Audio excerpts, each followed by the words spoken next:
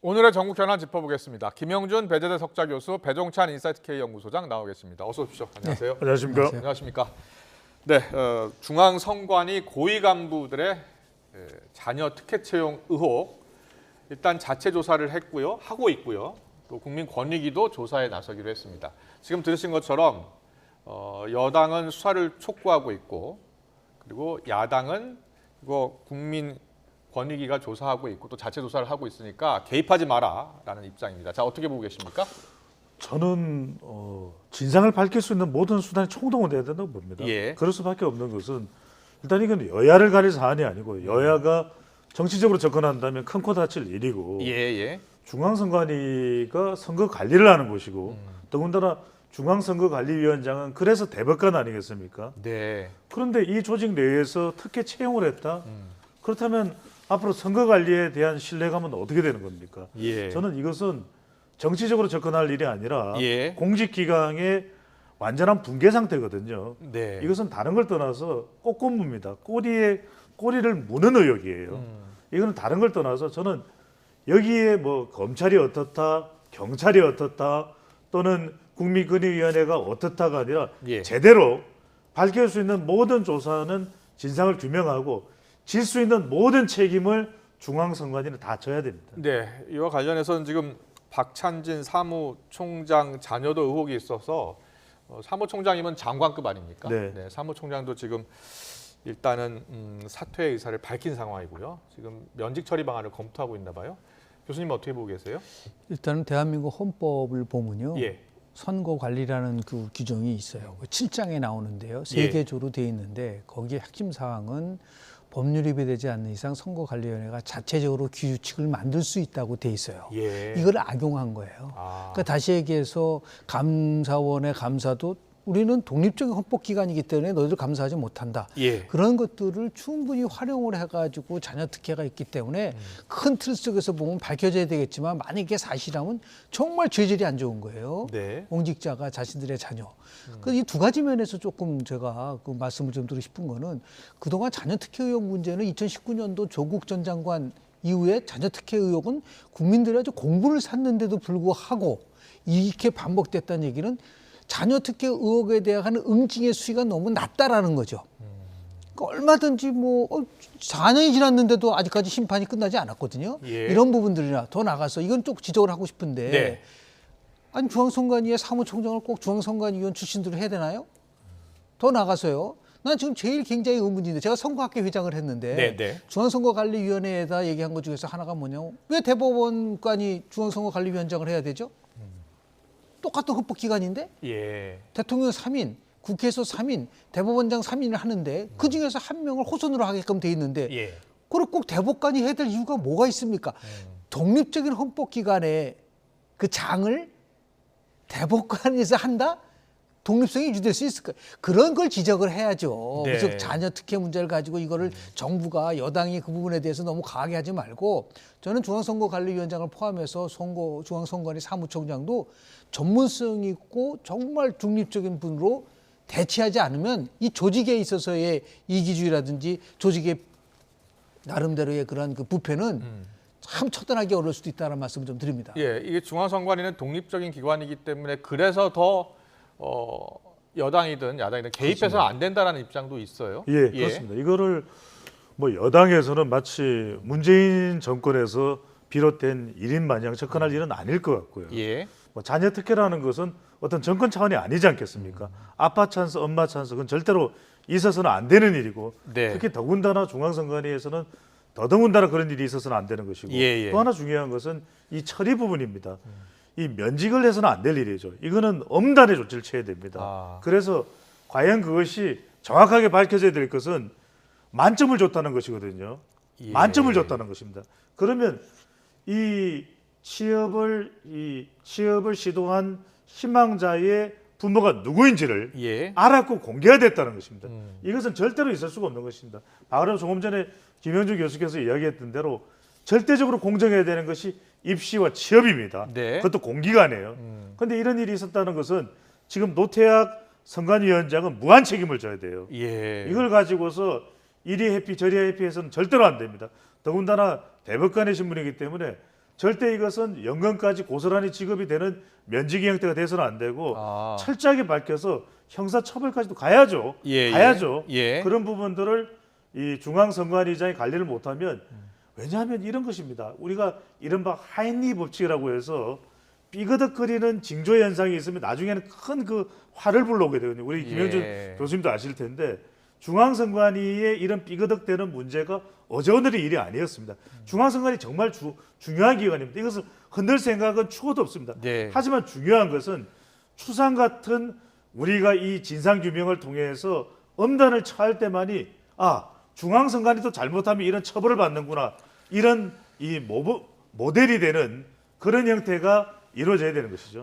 처음에 이 문제가 불거졌을 때는 고위직 직원 간부 자녀들 이렇게 표현이 됐고 5명 정도, 6명 정도였는데 지금 또 추가로 확인이 되고 있는 것으로 이제 보도가 나오고 있어요.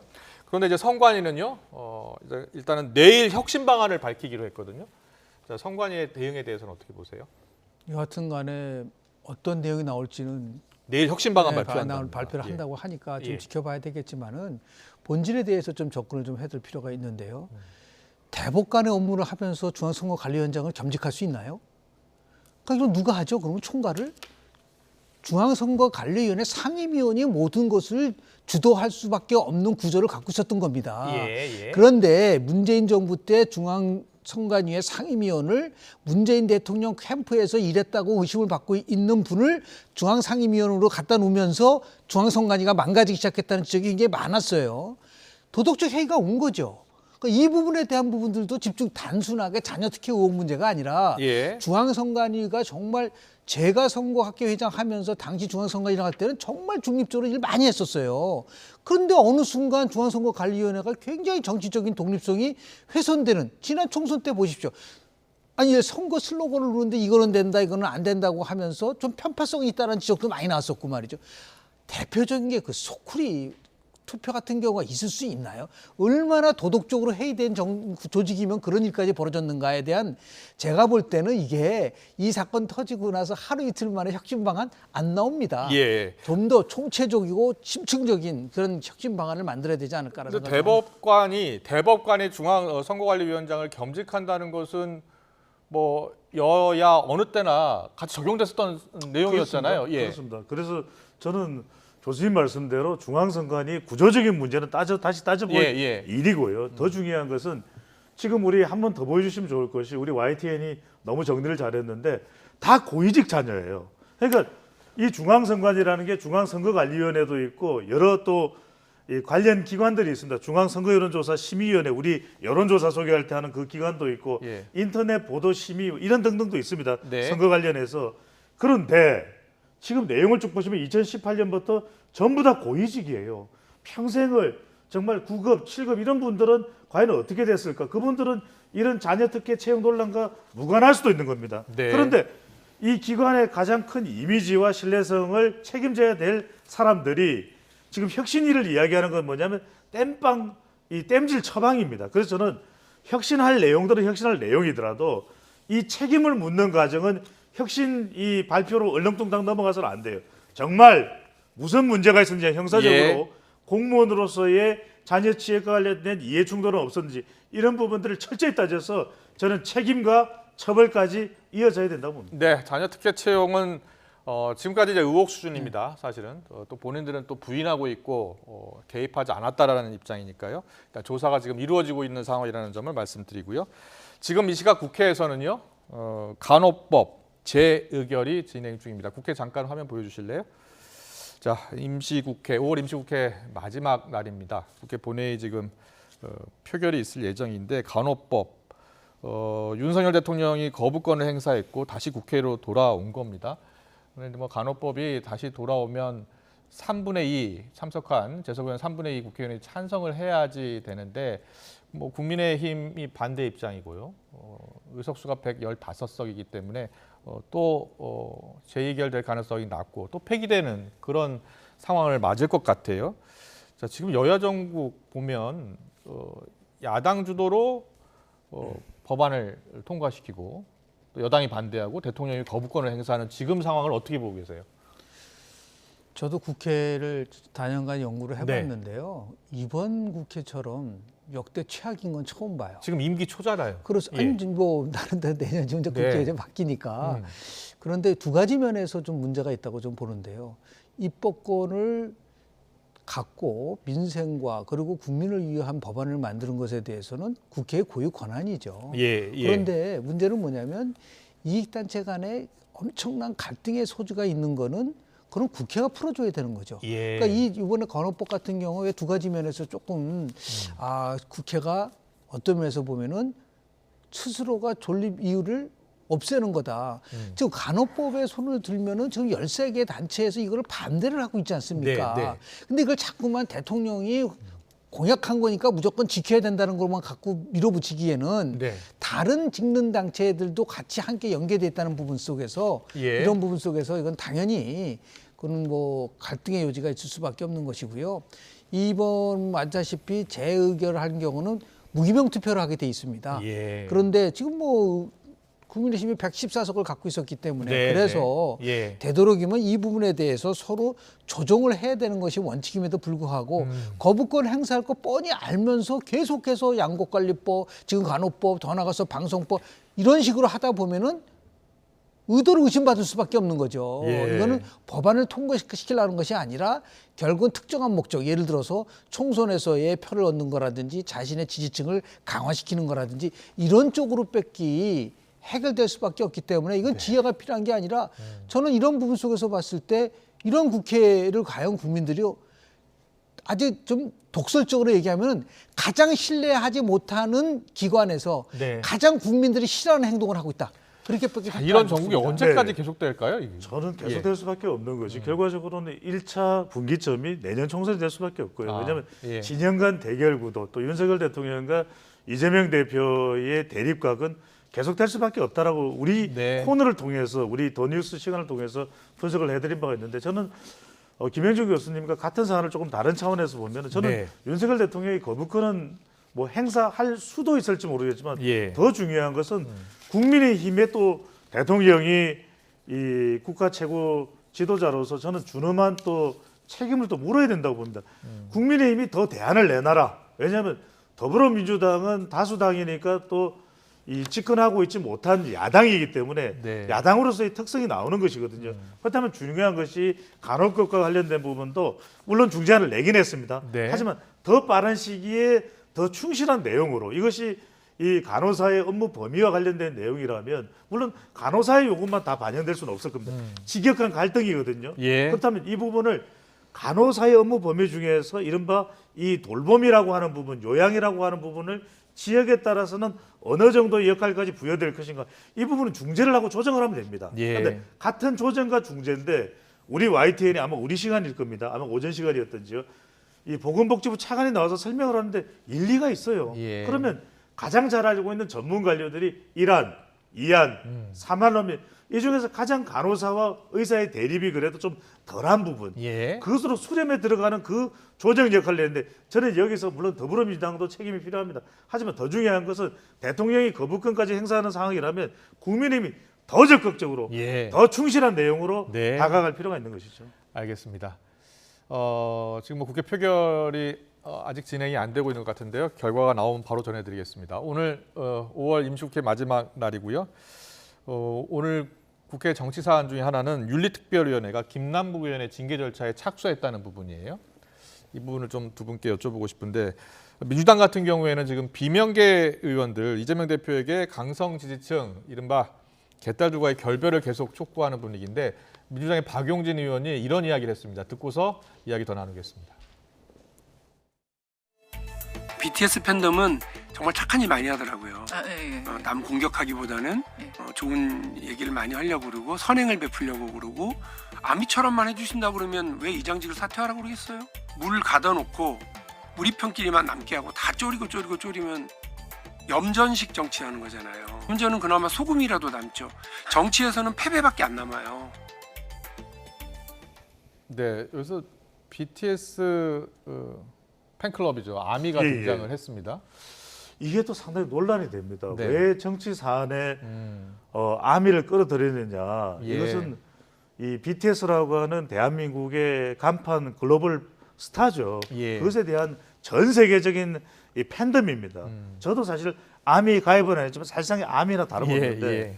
그러니까 제발 저는 박용진 의원도 당권에 도전했을 정도로 네. 역량이 있는 차세대 주자입니다. 그런데 제발 정치인들한테 부탁하고 싶은 건 비유를 좀 하지 마세요. 네. 그냥 이 잘못된 자칫 오해를 사기 십상인 비유를 했다가는 본전도 못 찾게 되거든요. 그냥 정말 이 개딸들과 관련된 부분에서 이재명 대표나 이 친명의 좀 다른 태도를 원한다. 이건 필요합니다. 왜냐하면은 자꾸만 우리가 수박 이야기가 나오거든요. 그렇다면 이럴 때 방법은 뭐냐면은 개딸이나 양아들처럼 이렇게 팬덤 정치를 하는 것도 필요할 수밖에 없는 게 그들이 없으면은 이 단단한 지지층을 확보하기가 또 쉽지 않습니다. 근데 예. 핵심은 이겁니다.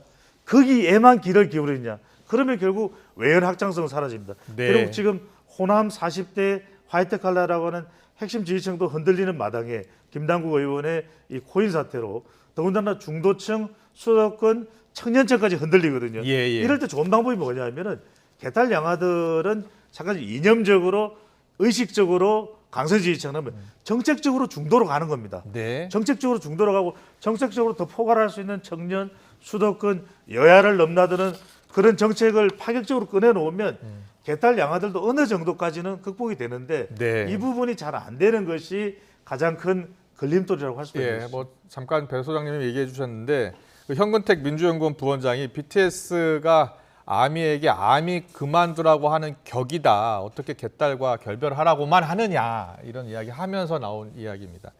예, 박영진 의원은 개딸이 BTS 아미로 비교할 수 있느냐? 아미는 착한 일을 많이 한다. 뭐 또 이렇게 이야기를 한 것이고요. 뭐 이 개딸과의 결별 논란은 앞으로도 계속 될 것 같아요. 글쎄요. 지금 이제 민주당이 간과하고 있는 거 몇 가지 좀 지적을 하면은 네. 어떻게 5년 만에 정권을 교체당하죠? 이게 전무후무한 거거든요. 예. 그럼 왜 우리가 5년 만에 정권을 뺏겼을까라는 생각을 하다 보면 제일 첫 번째 그럼에도 불구하고 우리는 졌지만 잘 싸웠어. 0.73%포인트밖에 안 됐기 때문에 이재명 후보는 참 성공한 후보야. 이게 예. 굉장히 뿌리 깊어. 특히 이제 개딸들은 그런 거예요. 두 번째는 잘못된 프레임. 이 모든 것은 정치 보복이고 야당 탄압이라는 프레임이 있어요. 이러고 세 번째는 뭐냐면 지금 말하는 악성 팬덤들의 팬덤이 필요하죠. 예. 그러나 악성 팬덤이란 뭐냐면 결국은 편 가르고 욕하고 문자 보내고 상대방을 인정하지 않는 이러한 팬덤은 민주주의의 근간을 훼손시키는 거라고 한다고 볼 수가 있는데 예. 더 중요한 거는 개딸이 도덕을 이길 수 있나요?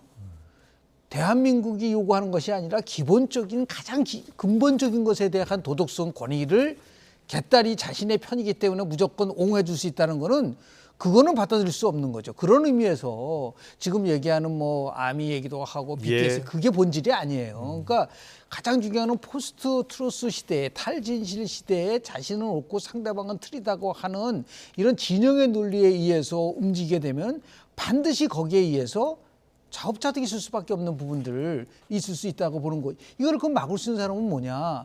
아무리 BTS에서 굉장히 그 팬덤이 좋은 역할을 하는 것도 인정을 하지만 예. 이 악성 팬덤을 막을 수 있는 거는 바로 이재명 대표를 포함해서 다른 정치인들은 자기 지지층으로부터 미움받을 용기가 필요하다. 이 얘기를 하면 자기 지기 싫어하지만 그래서는 안 됩니다. 자제했어야 되는데 불구하고 문재인 대통령 같은 경우는 대깨문은 문자 보내면 양념이라고 얘기를 하고 다 그런 식으로 되다 보니까 정치인의 가장 기본적인 소양, 설득하고 소통하고 통합하는 이게 팬덤에 의해서 무너진다고 한다면 그 팬덤을 어떻게 받아들일 수 있겠는가라는 그런 지적을 할 수밖에 없다고 봅니다. 예, 알겠습니다.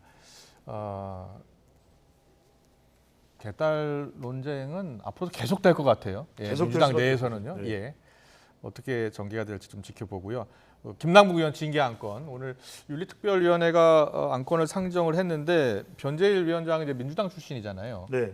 민주당 의원인데 좀 속도를 좀 내야 된다라는 입장을 밝히면서 김남국 의원의 출석도 요구할 것이다라고 이야기하더라고요. 그렇습니다. 예. 지금 잠적하는 것 자체가 납득이 안 되는 것이죠. 예. 국회의원으로서 의정 활동도 해야 되고 또 김남국 의원이 워낙 이전에 국회에서 의정 활동을 하면서 시원시원했거든요. 어떤 주제도 본인의 의지를 담아서 뭐 시원하게 이야기를 했든 또 화끈하게 이야기를 예. 했든 정치인인데 국회의원인데 왜 지금 이렇게 입을 꼭 다물 수 있어요? 이 부분이 납득이 안 간다는 것이고 예. 그만큼 지금 국회윤리특별위원회가 기간을 좁힐 수도 있다는 얘기 여론입니다. 그만큼 격앙돼 있는 분노된 이거는 여야를 뛰어넘는 것이거든요. 그러니까 이른바 MZ세대뿐만 아니라 더불어민주당의 핵심 기반이 되는 40대 화이트 칼라까지 흔들리고 있는 이런 상황에서 예. 결과적으로는 최대 수위를 기준으로 할 수밖에 없고 이게 더 늦춰졌다가는 국회 전반에 대한 혐오로 이어질 수 있다고 판단을 했을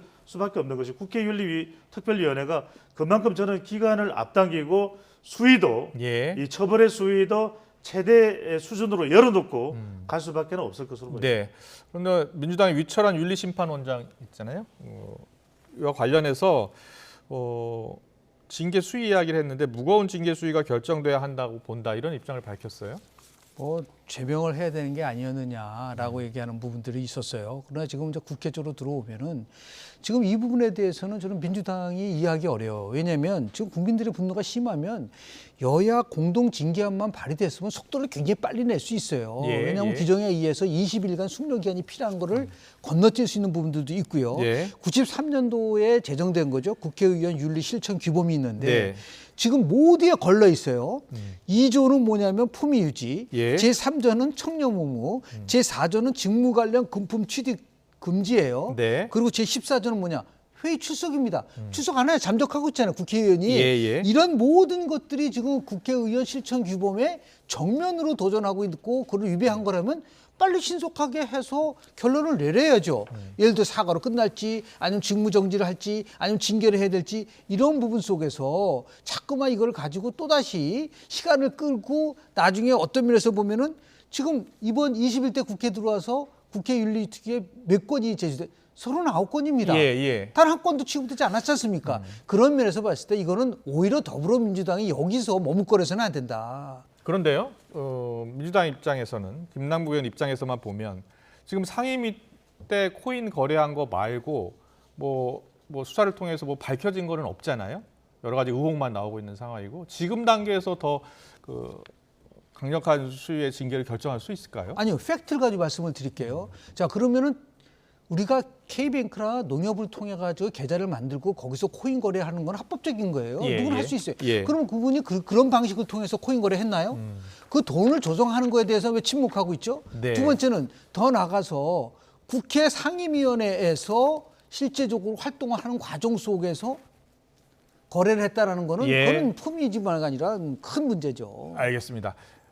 마지막으로요. 최근 윤석열 대통령 부부가 TV 동물 예능에 출연을 해서 화제가 됐는데 논란도 되고 있습니다. 야권 지지층에서는 윤석열 대통령의 이 연애 방송 동물 예능에 출연한 것을 놓고서 예. 좀 비판적인 시각이 많더라고요. 그건 이제 뭐 홍보 효과를 노린 거 아니냐는 거죠. 그게 또 없지는 않겠죠. 왜냐하면 뭐 대통령이 국정 운영하는 데 있어서 지지율이 좀 높아졌다고는 하지만 아직까지 많이 높지는 않거든요. 이런 방송을 통한 효과는 트럼프 전 대통령이 방송인 출신이기 때문에 이rak 대선에 대통령 권좌에 오른 겁니다. 예, 예. 그러니까 이런 방송을 통해 특히 반려동물은 무려 1,500만 가구나 반려인구잖아요. 이런 것 자체가 반감은 낮추면서 친근감은 높이는 효과. 말하자면 중도나 무당층 또 MZ세대만큼은 더 끌어들일 수 있는 효과가 있거든요. 특히 저는 윤석열 대통령에 대한 효과라기보다는 김건희 여사는 그동안 좀 반감 또 이런 이 비토 정서도 있었잖아요. 네. 그것을 희석시키는데 이 반려동물 11마리가 상당히 중요한 역할, 특히 이제 이 은퇴 안내견이었던 세로미 효과, 이른바 세로미 효과가 뭐 작동하지는 않았다고 볼 수는 없겠지요. 예.